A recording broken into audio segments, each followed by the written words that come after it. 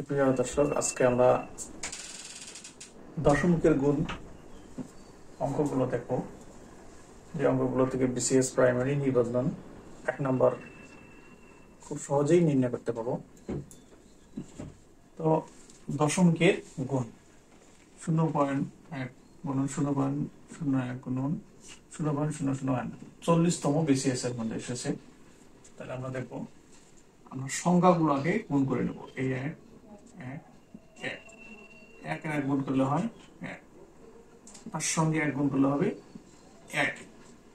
এরপরে আমরা দেখবো এইখানে পয়েন্টের উপর কয় ঘর আছে। পয়েন্টের উপর 1 2 3 ঘর। এখানে পয়েন্টের উপর কয় ঘর আছে? 1 2 ঘর। এখানে পয়েন্টের উপর কয় ঘর আছে? 1 ঘর।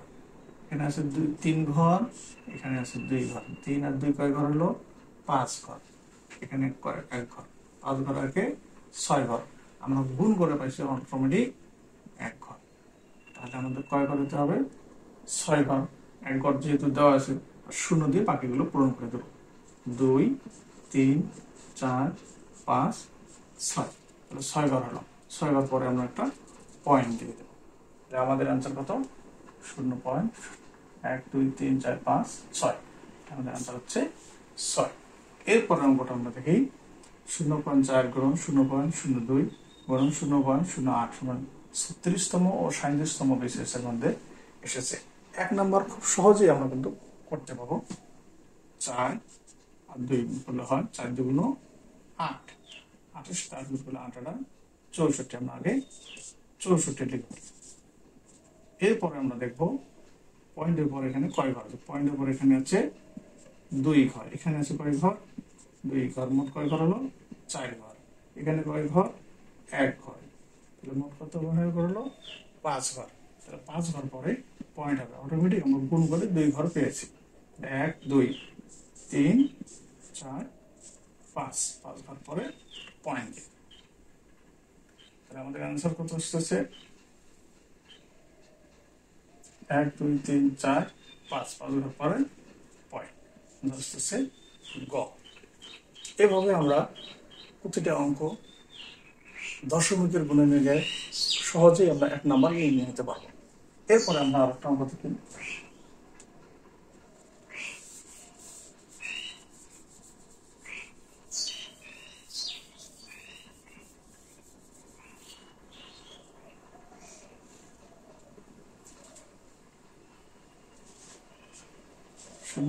.3 গুণন 0.06 গুণন 0.007। এই অঙ্কটা যদি আমরা করতে যাই, তাহলে 3 6 18। 18কে আমরা কি করতে পারি? এই 18 সংখ্যাটাকে 7 দিয়ে গুণ করতে পারি। 27 56 6 হলো 5 7 5 12। তার মানে 3 6 এবং 7 গুণ করলে পাবো 126। আমরা আগে 126 লিখে বলবো। এরপরে এই প্রথম সংখ্যায় পয়েন্টের পর কয় ঘর আছে? 3 ঘর। এখানে আছে কয় ঘর? 2 ঘর। এখানে আছে কয় ঘর? 1 ঘর। 3 আর 2 5। 5 আর 1 6। 6 ঘর পর পয়েন্ট বসবে। যেহেতু 6 ঘর পর পয়েন্ট বসবে, আমরা গুণ করার পর 3 ঘর পেয়েছি। 1 2 3 4 5 6। এরপর একটা আমরা পয়েন্ট দিয়ে দেবো। তাহলে অতি সহজেই আমরা এই অঙ্কটা অ্যান্সার বের করতে পারবো। আর একটা অঙ্ক দেখে এইভাবে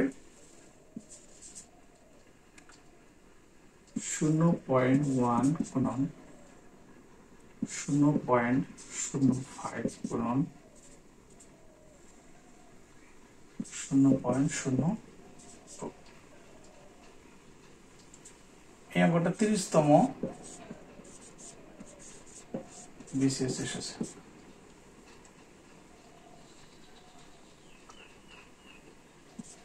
সহকারী প্রাথমিক বিদ্যালয় প্রাইমারি শিক্ষক। এই অঙ্কটা আমরা গুণ করবো। এখন 1 এর সঙ্গে 5 গুণ করলে 5 1 5। 5 এর সঙ্গে 2 গুণ করলে 5 2 10।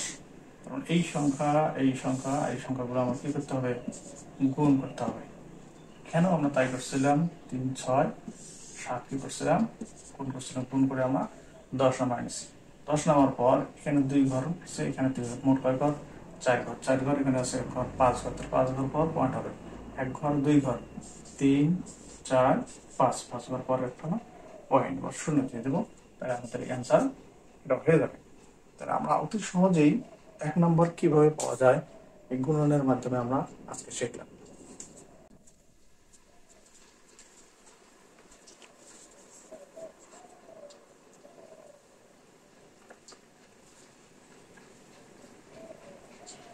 ও 0.2 গুণন 0.4 গুণন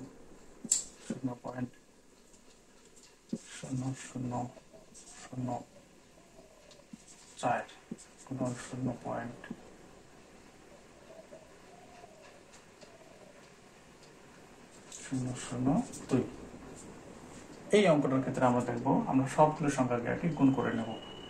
2 এবং 4 গুণ করব, আবার এটার সঙ্গে এটা গুণ করে নেবো, আবার এটার সঙ্গে এটা গুণ করবো, তাহলে 4 দুগুণ 8, এখানে 4 দুগুণ 8, তাহলে মোট হচ্ছে 8 8 64, 8 8 64 আমরা লিখে ফেলবো।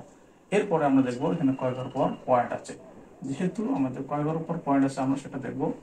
এখানে আছে 3 ঘর পর পয়েন্ট, এখানে আছে 4 ঘর পর পয়েন্ট, তাহলে মোট কয় ঘর হলো 7 ঘর পর পয়েন্ট। 4 আর 3 7, 7 এখানে কয় ঘর পর, 1 ঘর পর 8, এখানে কয় ঘর আছে 1 ঘর, 8 আর 9, তাহলে 9 ঘর পরে আমরা একটা পয়েন্ট পাবো। 1 2 3 4 5 6 7 8 9, 9 ঘর পরে আমরা এখানে পয়েন্ট দিয়ে দেবো। এইভাবে আমরা সব অঙ্কগুলি করতে পারবো। 0.1 গুণন 0.002 গুণন 0.0003 গুণন 0.002। এখন আমরা এই অঙ্কটা একই ভাবে করবো।